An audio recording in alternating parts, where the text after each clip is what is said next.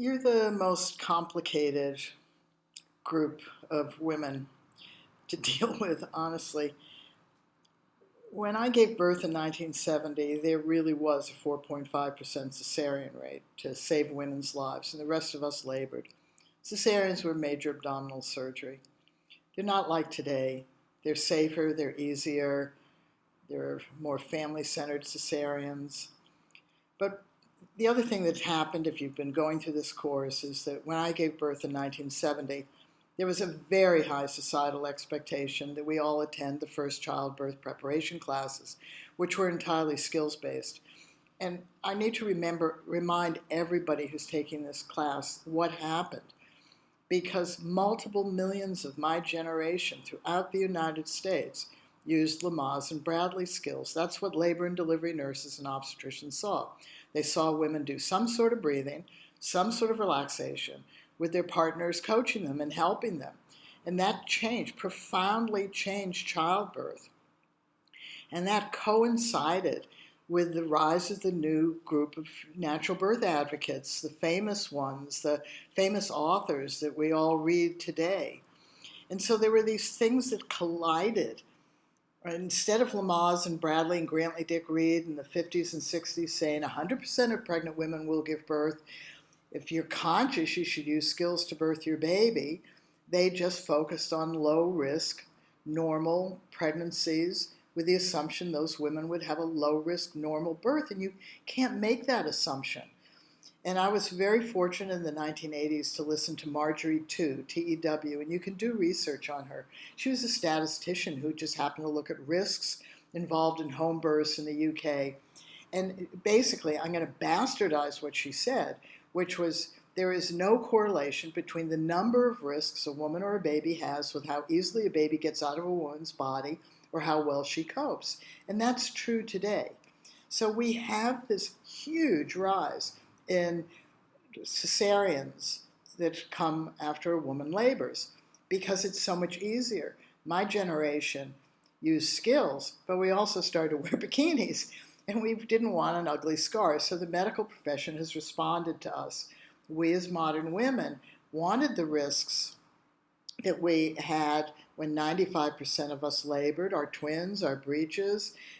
I'll remind people again, RhoGAM, Rh negative, RhoGAM wasn't developed until the 80s. So things change very rapidly. And the natural birth movement shifted people away from skills to information and making choices for a birth plan. This all occurred in a very, very short period of time. I lived through it. And not only that, I birthed in 1970 in one childbirth trend and in 1982 in a different childbirth trend.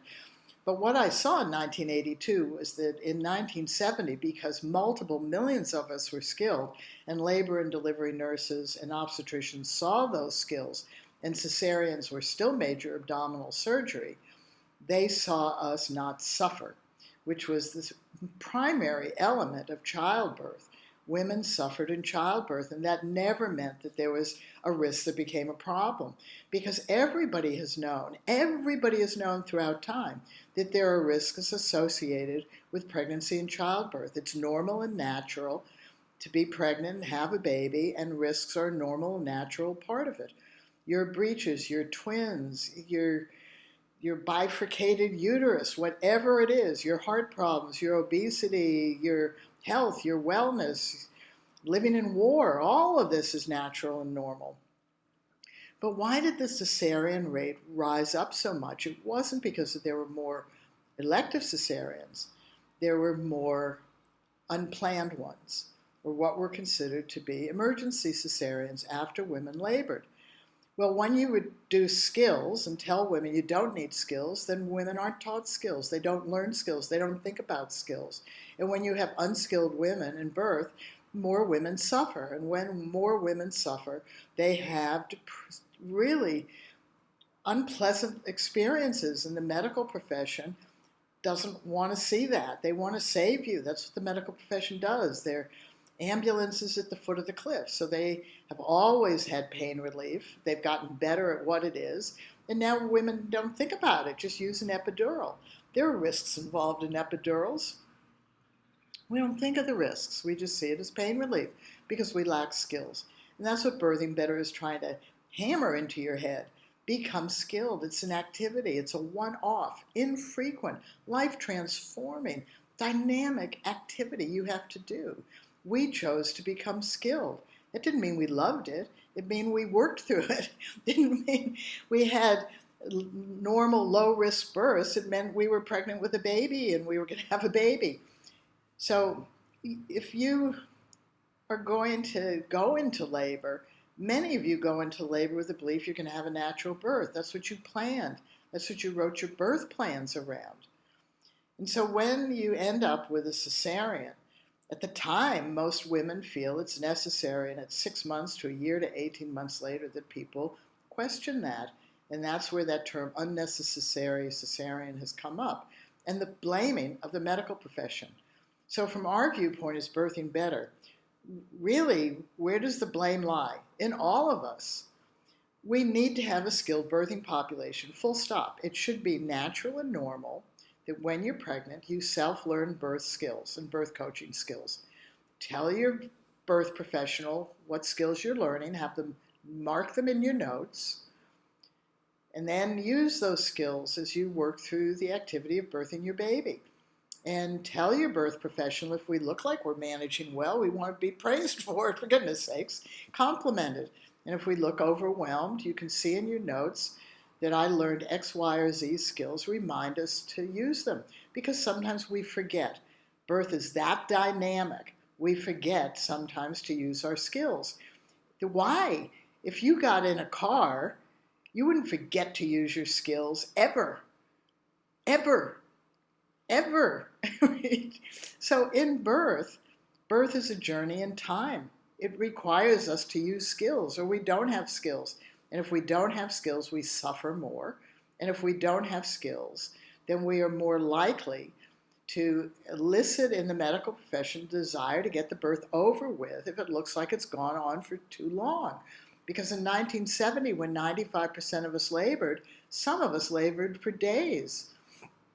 And so we don't want that. Nobody wants that. So if you're planning a vaginal birth and you have a concern that you might end up with an unplanned or emergency cesarean, then this lesson is for you, because it doesn't, I don't know how to say this over and over again. Birthing Better families just acknowledge that we get pregnant to have a baby, and we acknowledge we want to be skilled. We take the time to learn skills because we feel that's a priority. It doesn't take us more than 5 to 10 minutes a day for a 16-week period to learn effective skills and then use them. And then we commit to using those skills throughout our baby's birth, no matter where we birth, no matter who's present, no matter our own beliefs, our beliefs compared to the fact that we're doing the activity of birthing our baby, our choices, our lack of them, our change of choices, or what happens to or around us at the birth. Birthing Better families just committed to becoming skilled birthing families, and we did. And that's why I'm doing this 50 years later, and that's why you're getting this course, and that's why I'm sort of screaming down the pike at you. For goodness sakes, you're just not going to give birth very many times in your life, and yet the memories last forever. So you create the memories. You create the memories by how you cope, manage, work through, deal with, handle, stay on top of, and feel in control. And you do all those things because you have a good set of skills, and your birth partner can help you. That's really important as well. But then if you're a solo mom like I was, you just use your skills. And if you have to, you teach the birth providers who are around you how to help you. They'll give you a little bit of time. They're just not going to be with you all the time. And if you're going to have people with you all the time at birth, then teach them this Birthing Better skills that you're learning, so you're all using the same set of skills. Birthing Better works with all other methods of childbirth. Why shouldn't it?